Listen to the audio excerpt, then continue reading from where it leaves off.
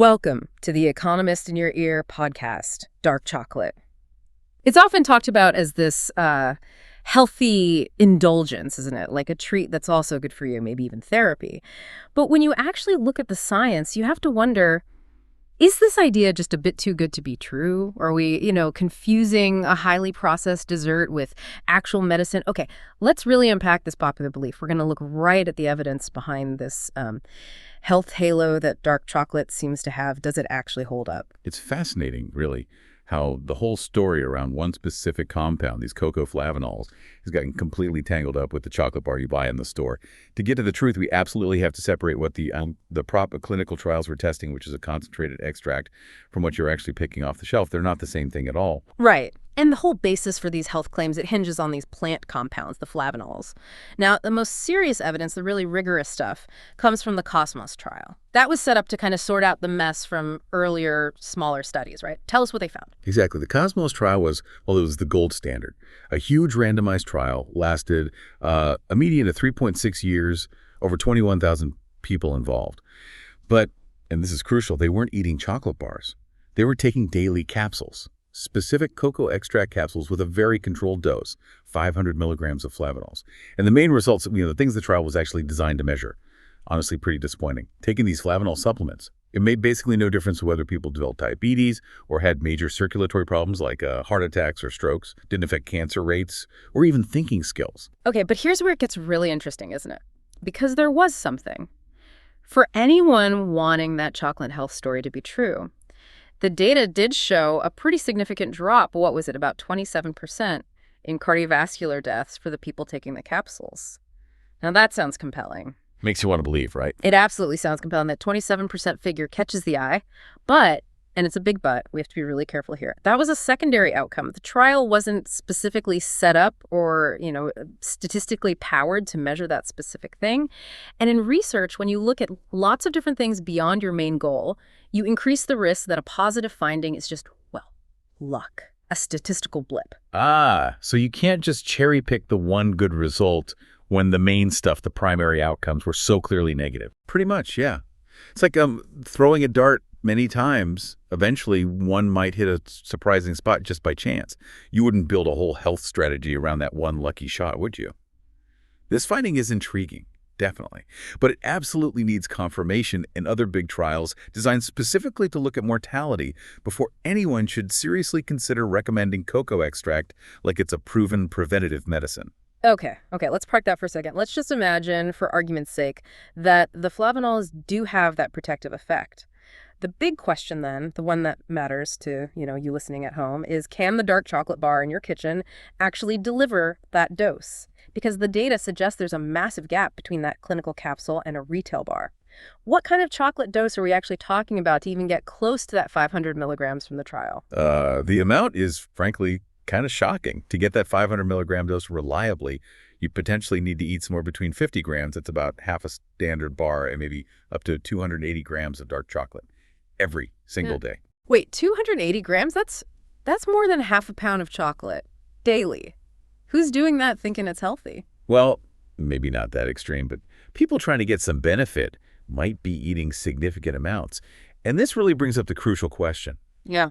What else are you consuming along with those potentially helpful flavanols? Yeah, you're getting a whole lot of sugar and saturated fat, aren't you? It's like that analogy someone used trying to get a vitamin delivered via a cheeseburger. Exactly like that. Yeah. If you eat just half a bar, say that 50-gram minimum dose we mentioned, with many common dark chocolates, you could easily be getting more than half the recommended daily maximum of saturated fat if you're a man, or maybe even 70% if you're a woman. And we know these types of fats tend to push up that artery-clogging LDL cholesterol. So you're trying to help your heart, maybe, but the delivery method itself is potentially working against that very goal. So the delivery system is the problem. Even if the flavanols were proven miracle workers, the chocolate bar itself kind of undermines it. And it's not just the fat and sugar, is it? That label dark can be really misleading, too. We're sort of trained to think, 85% cocoa, that must be 85% good stuff. But that percentage doesn't really tell you about the active ingredient. That's a really critical point. You could have two bars, both labeled, say, 75% dark, but they could have massively different amounts of the actual flavanols. It all comes down to how they're made. A lot of mass-market chocolate goes through a process called Dutching, or alkalization. Why? Well, it makes the chocolate taste less bitter, smoother, more palatable to a wider audience.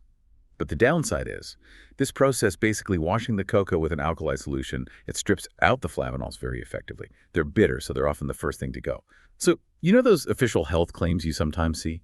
Approved by regulators for high flavanol cocoa powders, they simply don't apply to your average, everyday, alkalized dark chocolate bar. The benefits are literally being washed away. Wow, so the processing destroys the potential benefit just to make it taste, well, less like actual cocoa and more like candy.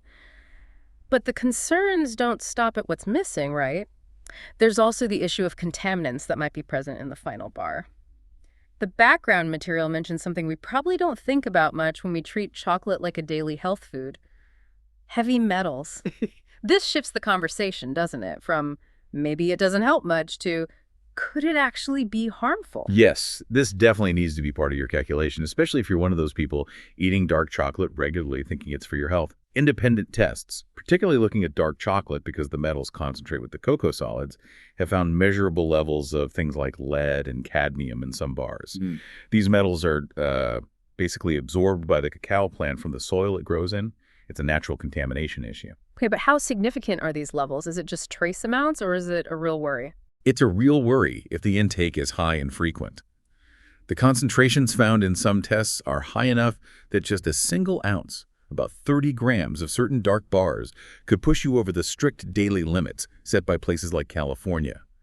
Now look, a single piece of chocolate now and then, probably not a major risk for most people. But if you're treating dark chocolate like a daily health supplement, eating, say, 50 grams or more every day, trying to get that theoretical flavanol dose, well, then the heavy metals can accumulate in your body. That makes that whole daily health dose strategy look pretty concerning, potentially far outweighing any unproven benefit. Right. So, okay, what does this all mean for the chocolate lover out there who actually does want to be healthy? We've kind of established the bar itself is unreliable for flavanols, it's packed with fat and sugar, and it might even contain concerning contaminants. Is there any way to get that potential flavanol benefit without all the downsides? Yes, absolutely. But it means thinking differently.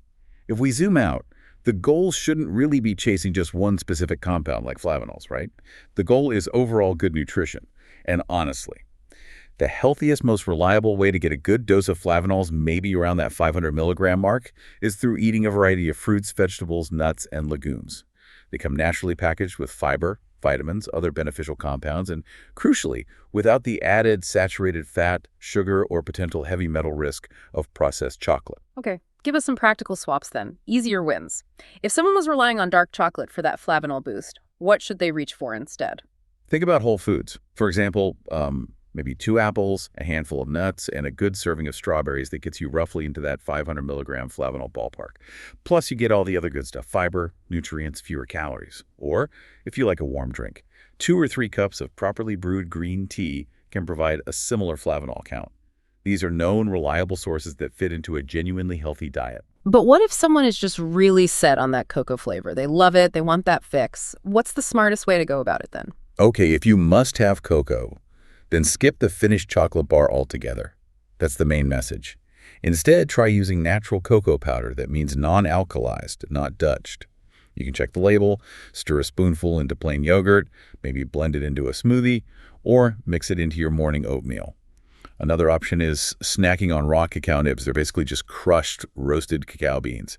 Intense flavor closer to the source.